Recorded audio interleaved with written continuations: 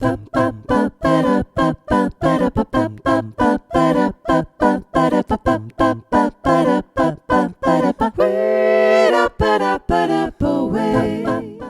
à toutes, bonjour à tous et bienvenue dans Chanter en chœur, ça s'apprend, le podcast des amoureux du chant choral. Je suis Anne Le Goff, chanteuse, chef de chœur et professeure de chant depuis plus de 20 ans et ici nous parlons de voix, de chant et plus particulièrement de chanter ensemble. Les bonus jusqu'à l'épisode 26 sont à retrouver sur mon site annelegoff.fr. D'habitude, Le Goff, ça s'écrit en 2 mots et j'y tiens beaucoup, mais pour cette fois, Anne Le Goff, c'est tout attaché. Alors si vous avez bien fait votre échauffement, c'est parti pour l'épisode d'aujourd'hui.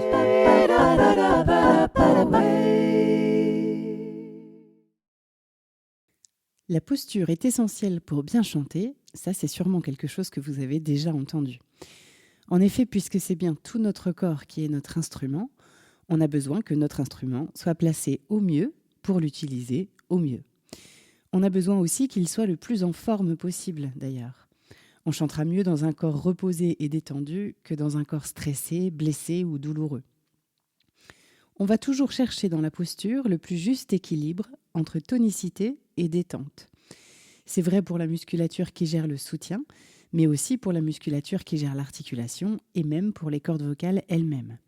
On ne peut pas chanter mollement, sans aucune tonicité, mais dès qu'un muscle est inutilement tendu ou trop sollicité, on apporte un frein au son et à sa vibration.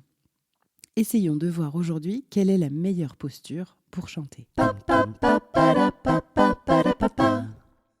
Assis ou debout ? Bien sûr, on peut chanter assis et debout, et aussi dans tout un tas d'autres postures d'ailleurs. Quand vous regardez des chanteurs d'opéra, ils peuvent chanter dans les postures les plus incongrues sans sembler avoir de difficultés. Ça, c'est possible dès lors qu'on maîtrise extrêmement bien son souffle et sa musculature. Et dans l'apprentissage, c'est quand même mieux de privilégier une bonne posture pour se donner toutes les chances de bien faire résonner le son, mais aussi pour éviter de s'abîmer la voix.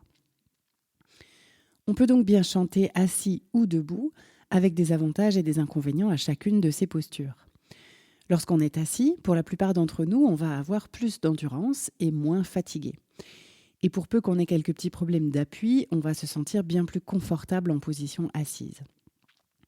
On va pouvoir aussi avoir des sensations différentes au niveau du bassin et parfois mieux avoir accès à la bascule du bassin. Là, ça dépend vraiment des gens.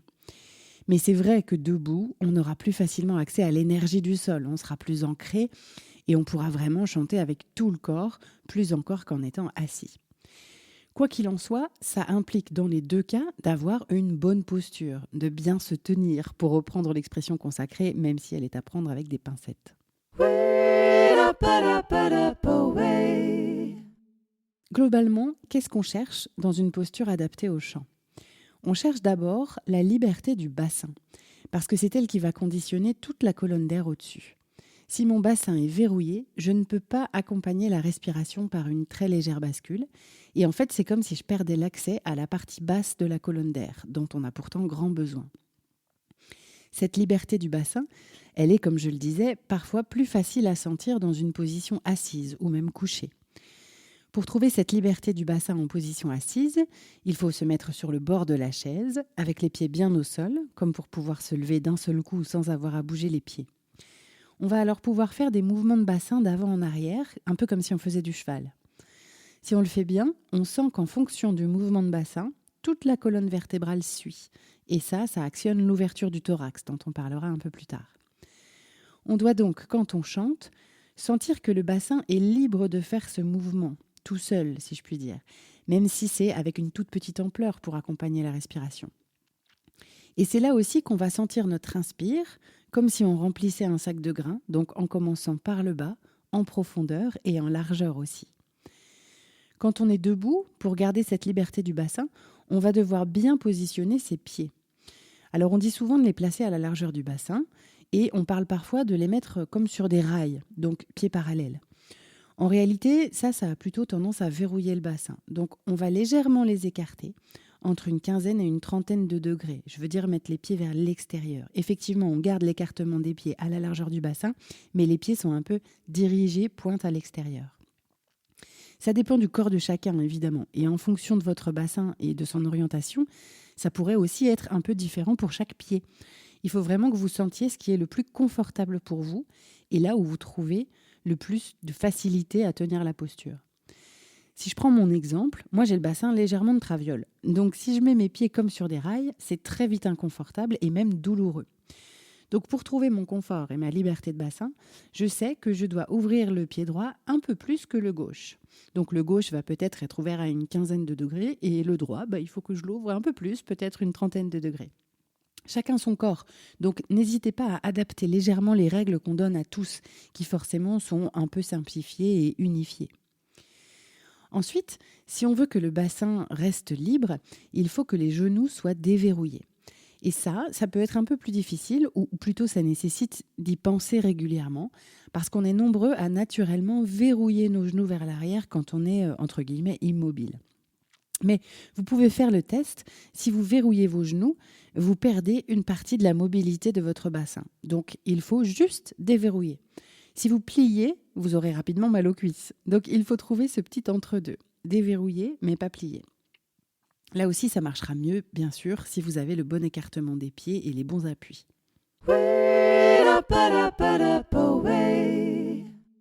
Une autre chose importante dans la posture du chanteur, c'est l'ouverture du thorax. Il faut que la cage thoracique soit suffisamment ouverte pour que les poumons puissent se développer à la respiration, mais aussi pour pouvoir tirer parti efficacement de la respiration abdominale. Vous le savez maintenant, l'air ne va pas dans le ventre au moment de la respiration abdominale, mais on a quand même besoin que tout le buste soit disponible pour respirer efficacement. Si on se voûte ou que notre colonne n'est pas dans son axe, on ne peut plus respirer aussi bien et on ne peut pas non plus utiliser la musculature du soutien de la bonne manière. Pour trouver la bonne ouverture du buste, quand on est assis, on peut faire à nouveau cette bascule du bassin dont je parlais plus tôt et sentir que quand on fait la rétroversion du bassin, c'est-à-dire qu'on met le coccyx vers l'avant, la colonne suit et s'arrondit. Du coup, les épaules rentrent vers l'intérieur. À l'inverse, quand on fait l'antéversion du bassin, donc hanche vers l'avant, coccyx vers l'arrière, la colonne se creuse et les épaules s'ouvrent vers l'arrière. Ça, c'est si on va vraiment au bout de ces mouvements. La bonne posture, elle est pile entre les deux. Ce moment où le bassin est comme posé, on sent bien les ischions dans cette position assise, et la colonne, on peut la considérer comme une tige de fleurs qui grandit de manière à peu près verticale au-dessus du pot de fleurs que serait le bassin dans cette métaphore. Si on va trop loin dans l'antéversion, on se retrouve avec les omoplates presque collées. Le buste bien ouvert, certes, mais beaucoup de tension aussi. Théoriquement, si on trouve la bonne position du bassin et qu'on lui laisse de la souplesse, la colonne et le buste viennent se placer naturellement dans une bonne posture, ouverte mais souple et sans tension. Et du coup, on pourrait tenir cette posture assez longtemps, sans difficulté et sans inconfort. Et debout, c'est un peu la même histoire. On cherche à ce que les omoplates soient bien côte à côte, mais pas collées, ce qui engendrerait trop de tension. On peut par exemple lever les mains, comme pour haut les mains, sans lever les épaules, et ensuite descendre les mains comme le long des montants d'une porte, sans laisser le buste s'affaisser. Là, on a trouvé normalement une bonne posture, bien ouverte, mais tout en souplesse.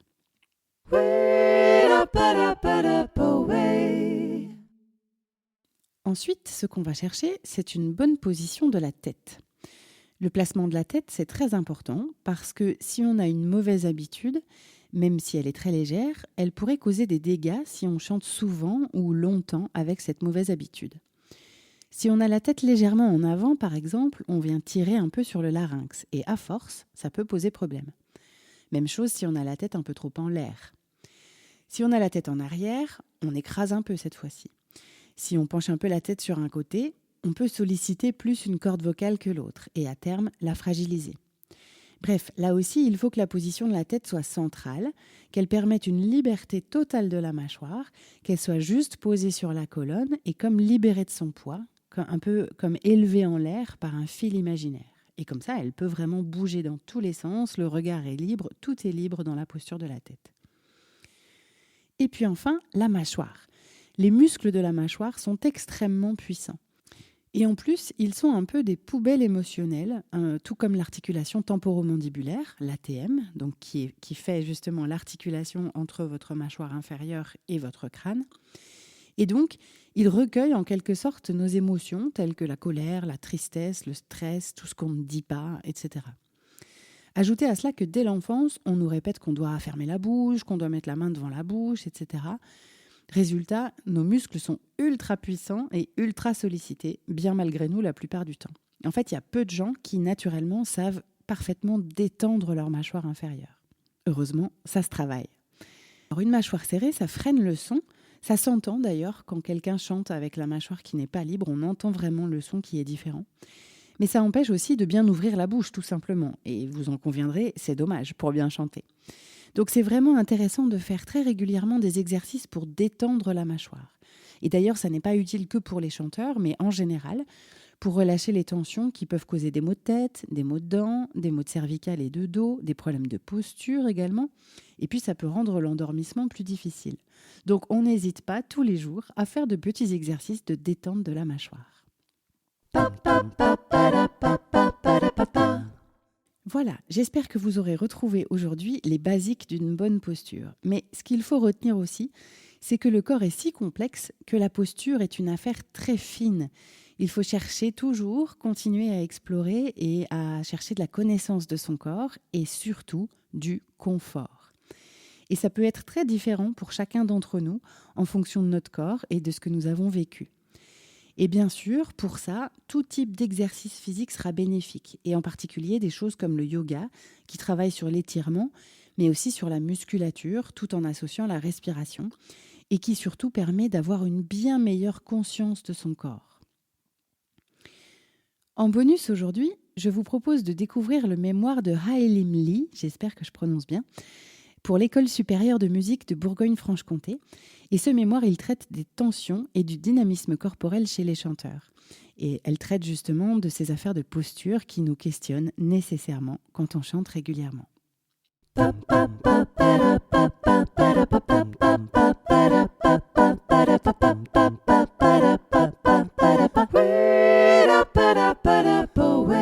J'espère que cet épisode vous a plu.